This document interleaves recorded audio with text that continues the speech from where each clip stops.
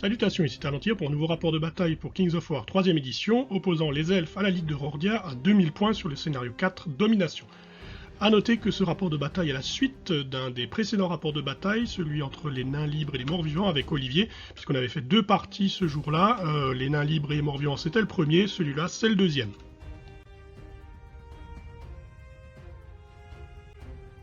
Les listes d'armées, les elfes seront joués par Olivier et la Ligue de Rordia par votre serviteur.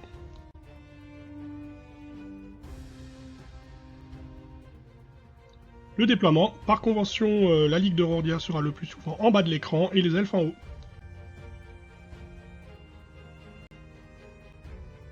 On commence avec les elfes, côté est, avec donc un régiment de cavalerie des tempêtes, un scorpion, un des régiments de garde du palais et un char de guerre.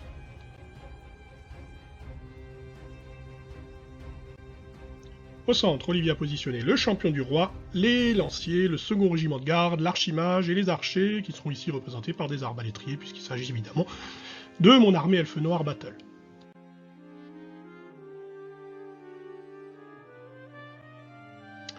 Et sur le côté ouest, nous avons donc un archimage, le porte-étendard, le second char et les deux unités de cavalerie de la brise argentée.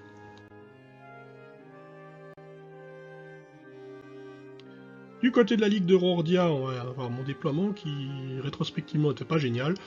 À l'est, donc, des éclaireurs montés, une demi-horde de piquiers, ma horde d'albardiers.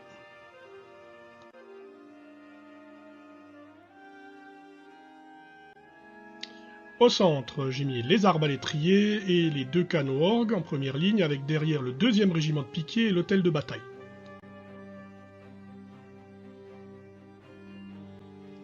Enfin, sur mon côté ouest, le canon, modélisé ici par le mortier, et ma cavalerie, donc la garde d'honneur, les chevaliers, le baron et la seconde troupe d'éclaireurs montés.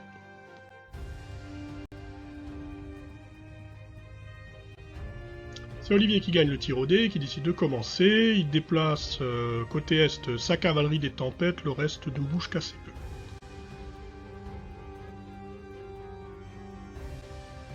À l'ouest c'est pareil, on essaie de se placer prudemment, notamment la cavalerie de la brise argentée qui est en première ligne, et le char qui avance un peu. Quant à ces arbalétriers, ils prennent pour cible, avec l'aide du scorpion, mon canon orgue.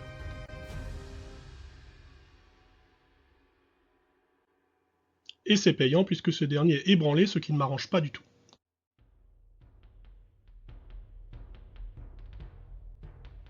A mon tour, pas grand chose de différent, du placement prudent, mais mon canon riposte.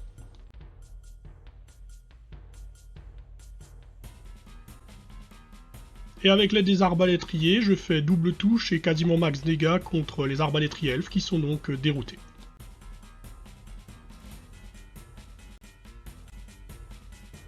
Le reste, comme dit, avance prudemment, mais du coup mon canon va attirer l'attention désormais, puisqu'à son tour, Olivier le prend pour cible avec autant de tirs que possible, et parvient à le détruire.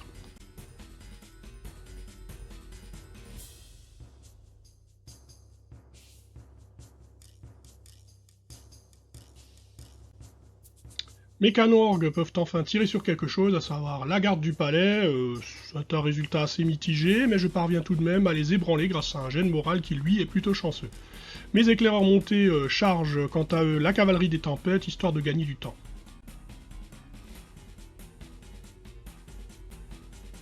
Idem au centre, où mes arbalétriers sacrifiables font de même et bloquent les lanciers.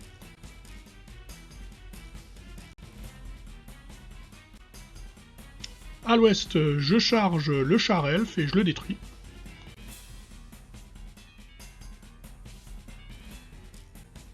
En revanche, la cavalerie de la brise argentée d'Olivier prend le meilleur sur mon unité d'éclaireurs montés, et après l'avoir détruit, elle s'infiltre sur mes arrières.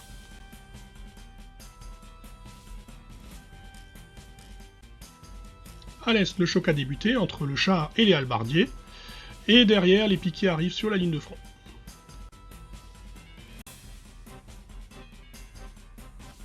Olivier tire avec son scorpion, ses cavaliers de la brise argentée et surtout son archimage avec sa malédiction de l'archimiste sur mon unité de garde d'honneur. Ils prennent 8 blessures mais ils tiennent bon.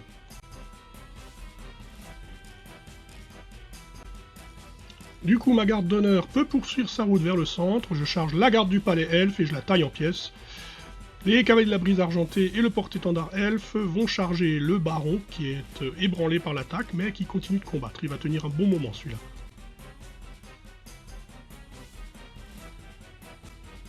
Derrière les lignes, les cavaliers légers elfes chargent les arbalétriers et les déroutent.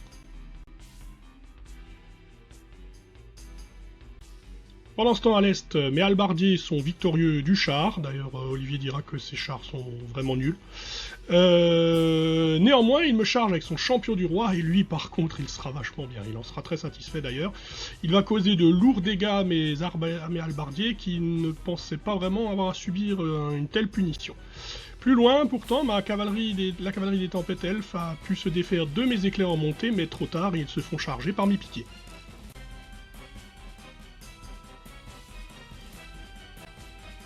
Au centre, les lanciers elfes et les piquiers se battent férocement, on se rend coup pour coup et c'est relativement serré.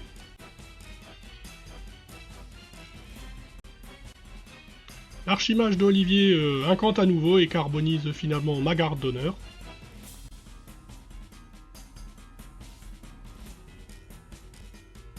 Après les arbalétriers, les cavaliers elfes continuent de ravager mes lignes et c'est au tour de mon canon orc d'y passer.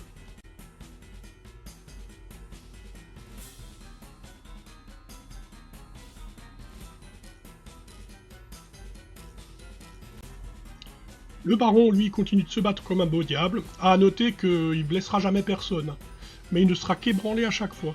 Donc du coup, il tient.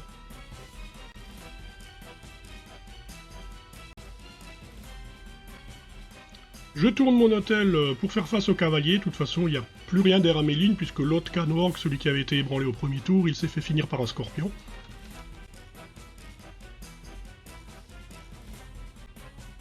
Je parviens cependant à caser une charge de mes chevaliers sur le flanc des lanciers elfes qui cette fois-ci seront mis en déroute.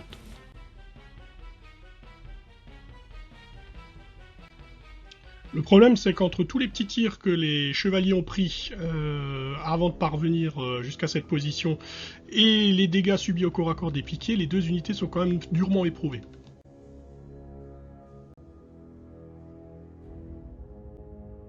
Je tiens donc le centre, mais peut-être pas pour très longtemps. Pendant ce temps-là, à l'est, devant la fureur du champion du roi, les halbardiers déroutent. Il les a battus tout seul.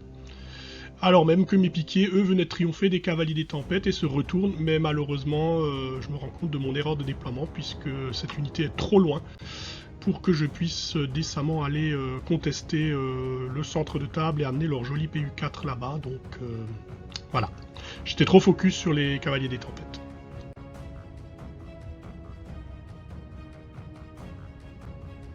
Mon baron, finalement, finira quand même par mourir, tué par le porte-étendard elfe.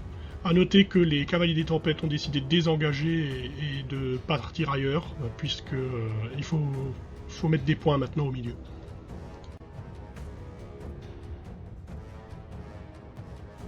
Et pour moi ça va se payer, puisque très clairement Olivier a mieux anticipé que moi cette fin de partie. Le tir des scorpions et de l'archimage, puisque Olivier a encore tout son tir intact, met en déroute mes chevaliers et mes piquiers. Je perds donc d'un seul coup 7 points de PU au centre qui m'assurait la victoire. Bon, c'était prévisible. Seul l'hôtel de bataille est encore en mesure d'amener de la PU au centre, ce que je fais. Malheureusement, eh bien, il y a encore 2 petites unités chez Olivier. 2 petites unités, c'est tout ce qui lui reste. Les 2 unités de cavalerie de la brise argentée qui viennent également se positionner. Et donc en termes de jeu, ils me battent d'un point. C'est donc une victoire 2-1 pour les elfes, au terme d'une partie relativement serrée et ma foi très intéressante. Un grand bravo à Olivier pour sa victoire. Merci pour avoir participé. J'espère que ce rapport vidéo vous aura plu. Je vous dis à la prochaine fois et d'ici là, que les dés vous sourient.